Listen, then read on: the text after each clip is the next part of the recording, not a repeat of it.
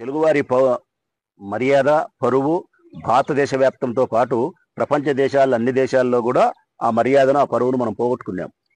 ఒక తెలుగువాడు విమాన శాఖకు మంత్రి అయి ఉండి ఇంత ఘోరమైనటువంటి తప్పిదానికి కారణమవుతారా అని చెప్పి, ఇది ప్రజలందరూ కూడా బాగా గమనించాల్సిన అంశం ఏంటంటే గన ఈ తప్పుకు కారణం ఏంది అంటే, ఒక సంస్థకే 70% విమానాలు నడిపే అర్హతను కల్పించడం. ఇండిగో సంస్థకు మాత్రమే దాదాపుగా 60 నుంచి 70% విమానాలు వాళ్ళు నడుపుతున్నారు, దేశీయ విమానాలు భారతదేశ వ్యాప్తంగా. ఒక రాష్ట్రం నుంచి మరొక రాష్ట్రానికి అంతా. ఒక 30% 40% మాత్రమే టాటా కంపెనీలో మరొకటో నడుపుతూ ఉన్నాయి. ఈ ప్రైవేటు పరం చేయడం వలన ఎంత అసౌకర్యం ఏర్పడిందో ఒకసారి గమనించండి ప్రజలారా.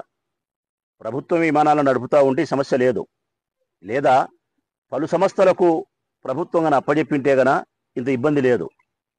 ప్రభుత్వం నడపకపోవడము, ఒక సంస్థకే 70% విమానాలు నడిపే పరిస్థితిని కల్పించడం వలన ఇండిగో సంస్థ ఈరోజు వాళ్ళు ఆడిందే ఆట, పాడిందే పాట.